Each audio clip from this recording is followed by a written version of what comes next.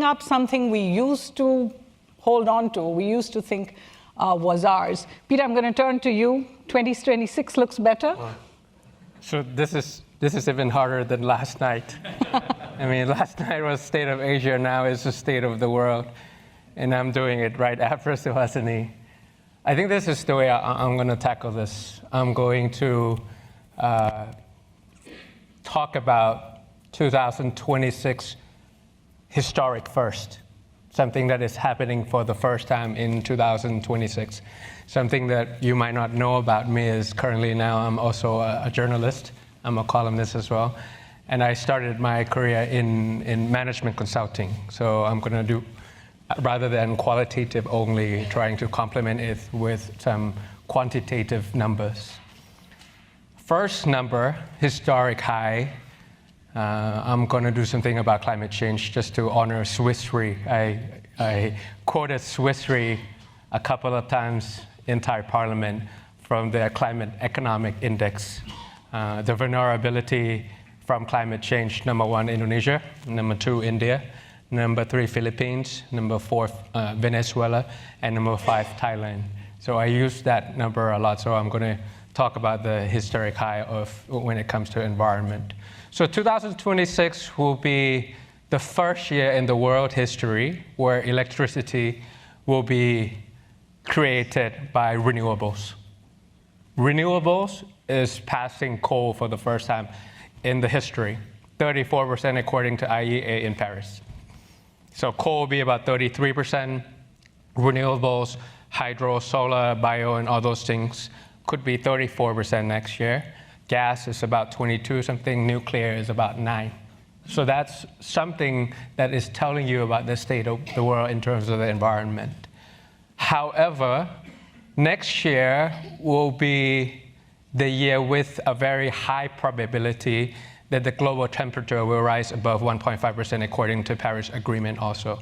So just because the electricity, which is a portion of global output, we're getting some good news from it, but the climate change situation is not really improving. 66% of it being exceeding 1.5% in terms of temperature in 2026. That's historic first, number 1 for environment. Number 2 is about economy. So next year will be the first year ever that the emerging economies is surpassing G7. G7 is, okay, UK, France, Italy, Germany, America, Canada, Asia is Japan, yeah? So that's the G7. Back in 2020, it's about 54% of the global economy. This year, it will be only 45. So that means the rest of the world that is not on the G7 list will surpass the G7. And it will be the year that India surpasses Japan.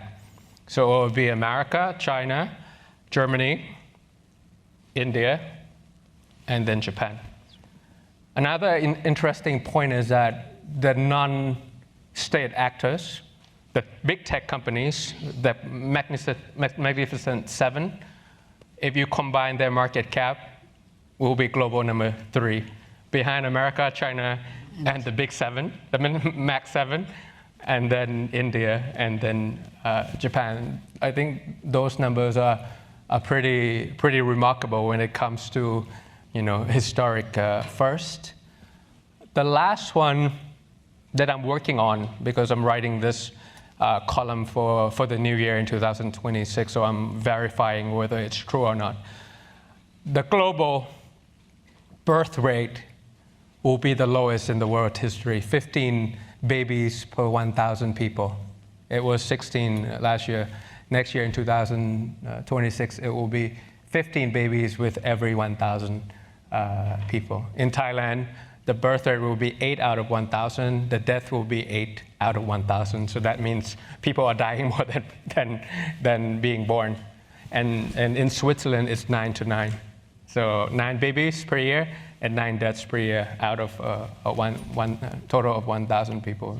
So those are the 2026 historic first that, with that 3 numbers, is telling us a little bit about the state of the world at the moment. Oh, interesting. You know, the first thing you said over there about climate change, we all feel it. We all feel it like we haven't before, especially when you come to Europe, for example. And yet, it's like the conversations have fallen off the map.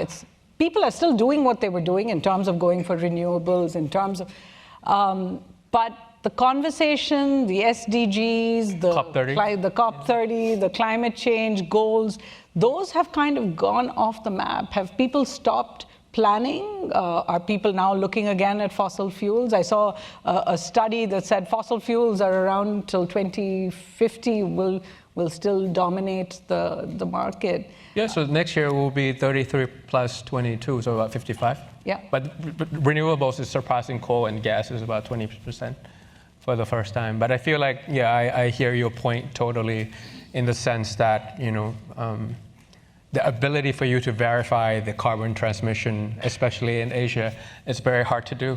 So credibility and transparency that you might have here in Switzerland and in Europe is something that is not the same when it's happening to Asia. So when the government is telling you that we're containing carbon release and things like that, people just don't trust it anymore, and it becomes a lip service.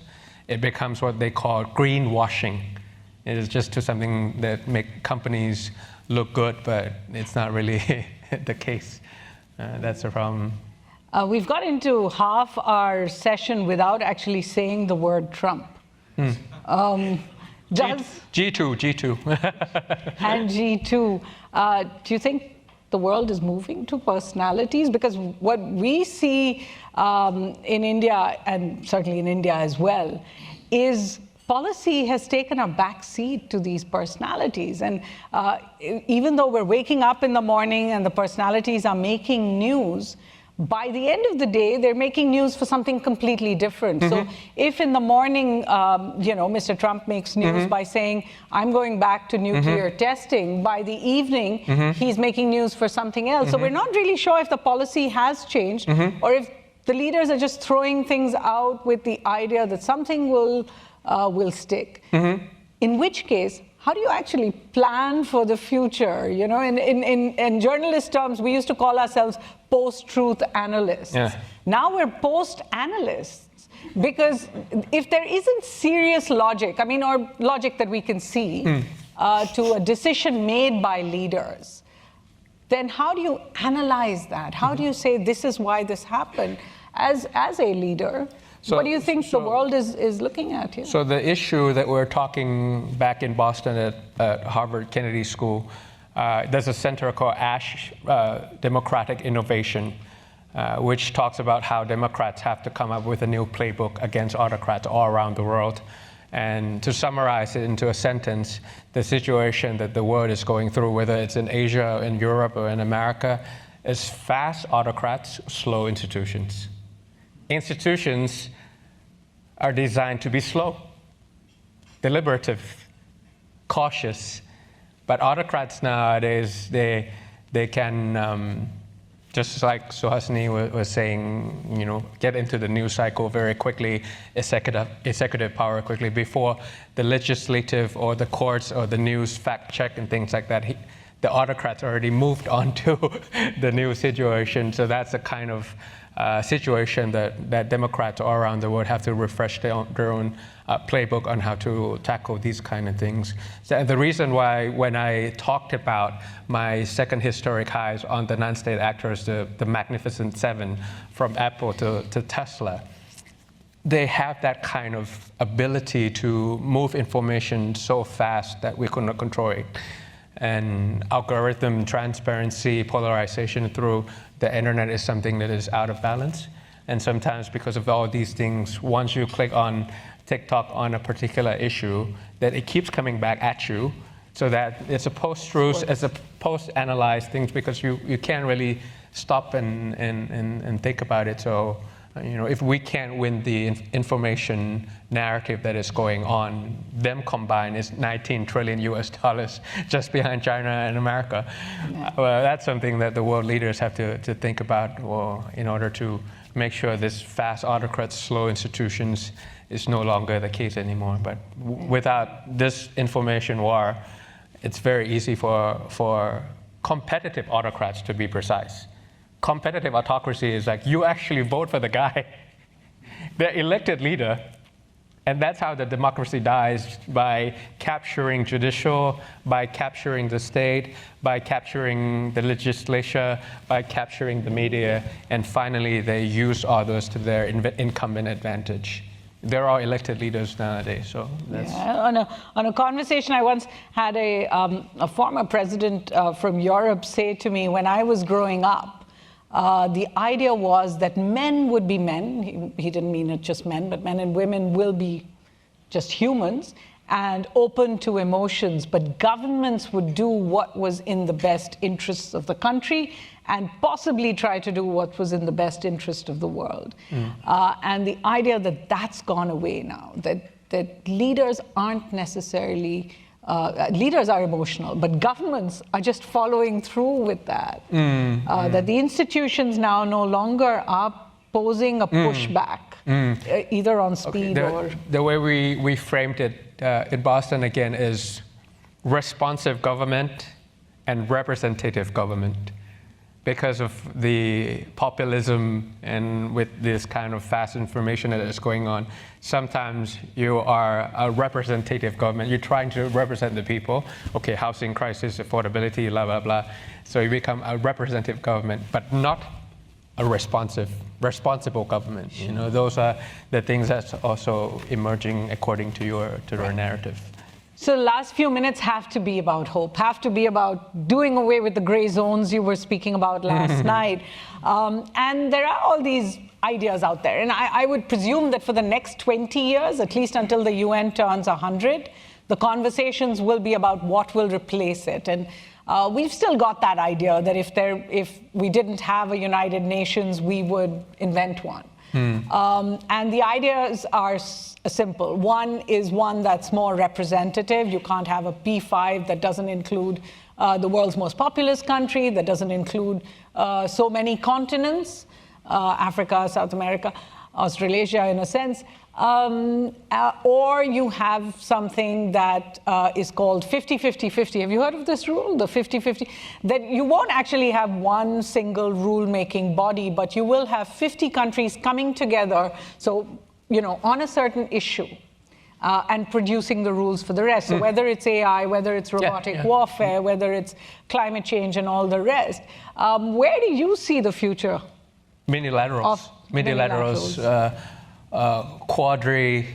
Quadrilateral, yeah. It will be a decentralized web of nodes, that's correct. But when you were saying it, that in the sense that, you know, it might be different alliance, but for a common cause on AI safety, AI ethics on warfare, for example. So it will be grouped, maybe in groupings to a quadrilateral. That's also a possibility as well. Yeah, but in groups of quadrilaterals, who else is going to follow? We're already looking at a P5 that cannot make a single decision work. For 3 years, they couldn't pass a single resolution of consequence on the Russian invasion of Ukraine. Well, that's all on consensus. Israel and Gaza, you know. That's all consensus since wartime on a new normal. So we need a new consensus for new normal. Well, I think we need a commitment, like we did in the 1940s, a commitment to human rights, a commitment to certain values for the world. We need a new commitment to a rules-based order. Absolutely. It's a human rights redefined. I was talking to people inside of UN. They have UPR, correct? The Universal Periodic Review. They get countries to talk about their problems and how they're going to solve it. Just that if you put them to make a timeline to it and a budget allocated to all those things, just a slight twist, I think that gives them some teeth to what they're trying to do about the old rules, for example. So they have to really reform themselves and come up with new ways of doing things. Finally, I just want to ask what would be a contentious question in this. We've now seen many examples, your country, the leader of the world, of businessmen becoming leaders of their countries. Right. Do you think the two mix? Do you think public service and business mix? Some, no. I think the goal of private sector is to maximize profit, maximize shareholders' wealth. The goal of public service is service. So there's a big distinction of how you deliver things. Because you're trying to maximize shareholders' wealth for an energy company does not mean the national energy security for that country. But you can, mimic the way you manage your political party with your company. You can think about succession planning. You can think about strategy, structure, process, and the people within the political party. But you cannot think of governing like a business because it's totally different goals. So when you move to service, it's necessary to put the dollars and cents. Yeah, it's much harder for me. I think it's not just you. I mean, we look around the world. Well, I couldn't speak for other people. I'm speaking for myself. Coming from the private sector to the public sector is just intellectually more, interesting. It's very challenging in managing people and things like that. You manage your MPs; they're equal to you. There's no KPIs. You cannot fire them. So it's totally different ways of doing things. So we need a new understanding of public-private partnerships in the world. Exactly. That's all we have time for on this first session. We certainly hope you enjoyed that. Thank you very much. วันนี้ขอประกาศต่อหน้าทุกท่านในที่นี้ว่าเวลาของพวกเราได้มาถึงแล้วฝากกดไลค์ กดแชร์ กดติดตามและกดกระดิ่งให้ด้วยนะครับ